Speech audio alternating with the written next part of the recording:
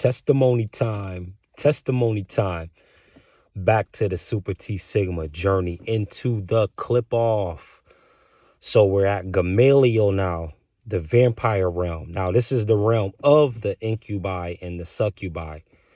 This is where they are dominant. And now this is where Lilith begins to become more solidified.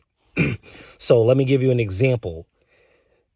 On the higher realms or on the other spheres that we've mentioned previously, Lilith is more like she's more like a voice in your ear, like like a whisper, something they do in the movies where, it's a scary movie and you hear that random laugh track of a woman in the background. You know what I mean? You hear it's real haunted houses, you know what I mean? And now in Gamaliel, this is where she takes on a body. So now you start to see the demon vampire queen.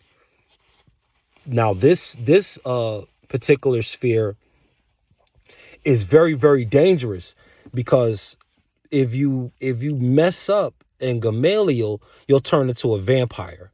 This is where you get a lot of your energy vampires from, your energetic vampires, people with very karma-like energy, where they really bring on not the positive side of karma, which is just to say you're making, but the negative side of karma, where they're always starting drama. They're drama kings and drama queens, because what happened is this sphere is the most sexual and is ruled by every horned demon in the pantheon, like every single one of them, whether it be Baphomet or Azazel or Cernunnos, any kind of horned god. All of the phallic deities are represented here.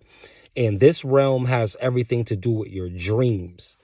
This is why they say keep a dream journal. Keep a dream journal. I bought a dream journal years back. During this process, again, I was self-initiated unconsciously. So I was initiated by whatever higher realms and, the most high or the most low. But something else was bringing me through this, because at that time when I was in that part of it, I was dealing with a lot of dream-like information. And it was all about dreams at that time. I want to say this was about maybe 2012, 2013, maybe between 2010 and 2013. Let's say that. And I went to this particular bookstore called Papyrus, and I bought a dream journal. And this dream journal was real cool. I bought a real dope bamboo pen to go. I got all the way fancy, you know what I mean, to write in this thing. And what was so dope about this dream journal, it gave you, whether they knew it or not, it gave you a meditation side. So it was one book that had two sides to it. It's night dreams and daydreams. Like if you flip the book upside down, it's the daydreams, and you write that on the other half of the book. I had that whole book filled because I was remembering all my dreams. And at that time, because I was being awakened to a higher level, I don't dream like that anymore. I hardly dream at all, because I'm living my dreams now. So I don't have to really dream in that kind of thing. And I function off of a lot less sleep now. Peacefully. I don't really get that much sleep, but anytime I do get sleep, I get rest. So even if I go down for 2 or 3 hours a night, I'm still refreshed. Like for the day, I'm still jumping up at 6:30 in the morning when I went to sleep at 4:30 in the morning. I'm jumping up. I done did everything before the cup of coffee. I done did my meditations. I done my push-ups, my sit-ups. You know what I mean? I done did all of that. I done hopped in the shower. I done ironed the clothes. I done cooked and ate breakfast. All of this. And then, and I'm having a cup of coffee at that point. But all of that energy was being birthed and developed, I believe, through this sphere of Gamaliel. And another confession that, you have to be pretty transparent to admit, this was a very, very sexual time. And it was for whatever reason, it was just, I was unnaturally fortunate with the ladies, to put it delicately. I had a a decent time. I have no real complaints or anything like that. I'm proud of what my history was with that and with them. But I did realize that at that time it was very ramped up. I don't know what we all was on, but it was like that. And so in Gamaliel itself, in that particular sphere, you're dealing with sex. It's a very sexual realm. It deals with the dreams. It deals with those kind of dreams that you have when you like, man, I just had a dream, man. I was, girl, you need to come over. I just had a dream about you. It was almost like what happened the other day with us, and like that. But it would just be, multiple times a day and multiple times a night. It was unusual. But me being a flesh and blood human being, I'm like, man, I'm with it. I'm with it. But at the same time, though, what can make that dangerous, though, is the energy exchange. Because not all energy exchanges are sacred, even though they're all pertaining to the sacral chakra. And so you had not just sex in it, but blood. Now, I wasn't dealing with anything like that on that level, but I've been scratched and bitten in some, some pretty, intense bedroom stuff. I wasn't doing any of the scratching or the biting, but I still got scars from the bites. And this was the part of the initiation in Gamaliel that dealt with blood. Now, I came to find out later that some of these women were actually practicing witches in secret. And I was kind of surprised because they was in the church and all of that, and they was allegedly heavy into that, not really, but, that was the last thing you would expect a Christian in, the early 2010s to really be on and still be going to church every Sunday is the last thing that you expect, and even at the time I didn't know it. But when I'm thinking about it in hindsight and thinking about some of the things that they were on and talking about, and, yeah, they were witches. They were straight up witches. But what did that make me? A warlock? Because who else is witches gonna hook up with? Witches only hook up with witches or warlocks. So again, it became a dark time too, and it was a lot of drama that came with not really too much of the women I was dealing with, as much as it was the women that I was not dealing with. But this was all part of the storm that Gamaliel was. And so in the dreams, you record the dreams to enhance your lucidity in the dreams. And I got to a point in my dreams where I was so skilled and so practiced at it that I was able not only to lucid dream, but able to change dreams inside the dream, to change the whole landscape. I don't like this. I was that bad with it. I was that cold with it. Like, man, I don't like this. I'm about to change this. And I'll change the dream. In the dream, I'll change the dream to what I want the dream to be. Now, in the dream, I don't know I'm dreaming. I just know that this is a world I'm in and I don't like it. I'm changing it, and I would change it. And even when I would wake up and it was a dream that I liked, I would go back to sleep and pick up where I left off in the dream. I was doing that since like high school, like when it's like, okay, you got to get ready for school. The bus is going to come at like 7:30. And, I'm hitting the snooze because I'm like, man, look, I'm just going to take a 15-minute shower, and I'm just going to run out the door with a couple of Pop-Tarts, and that's going to be that. You know what I mean? But while I'm hitting the snooze, I'm like, oh, I got to get up now, man. The dream was just getting good. Let me get another 15 minutes. And I'll go back to sleep for 15 minutes and jump right back into the dream. And the dream would last for like, you know what I mean? Like 3-4 hours, like a full 5-hour dream. I'm just really experiencing. And then 15 minutes later, beep, beep, beep, beep, beep, the alarm. And then I got to get up. But I'm satisfied because I returned to the dream and I finished and handled business. Now, if you enter the dream like that, and it's particularly dreams of a sexual nature, what can happen is on the astral planes, you'll have these entities and these super dark energies that will invite you to astral orgies. I know that sounds wild, but if you're willing to be honest with yourself and say that you have had a dream of a sexual nature, this was possibly an invitation to a astral sexual experience, and orgiastic elements come into play, where you thinking like, hey man, it's just supposed to be me and the woman. What's all this other energy I feel around me? What's all of this? And I'm glad I didn't go for the Sodom and Gomorrah package when those things were presented to me in my sleep. I'm glad I didn't go through with it, because I'm not that kind of guy, you know what I mean? I was never that kind of guy, you know what I mean? It's one-on-one, man. One-on-one is me and the lady, you know what I mean? If it was me and my homeboy and we just ran into two cool ladies that we hit it off with, well, we still going we still going to separate, you know what I mean? We going to be in some mutually private areas, so the at the core of me, I'm a one-on-one guy, a one-on-one guy. So, but in those astral realms, though, you'll get these invitations, and what can happen is that can turn you into a vampire.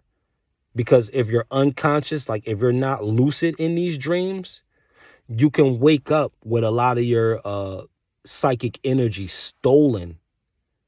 A lot of people don't realize why they can sleep 8 hours a night and still be dog tired. Like dog tired. I don't care. They could drink a whole vat of coffee and still be tired. They can get all the sleep. They could take a 15-hour nap and still be tired when they wake up, and still be tired when they get up, and still be tired when they get out. That's just tired, just tired. And you know what goes with tired all the time? Sick. That's why the slogan says, I'm sick and tired. But it should really be, I'm tired and sick.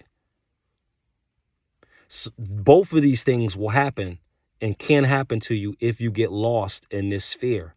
So don't go playing around trying to be all player like I was at the time with it, because that can be very risky. Now, if I wasn't chosen, if I wasn't a golden child, all of my energy would have been zapped. I just was anytime I was just, it didn't matter. I could have 3 sessions in one day, 3 good, nice, and not be wiped out, and still go to the gym after that, and later on go play basketball for 3 hours.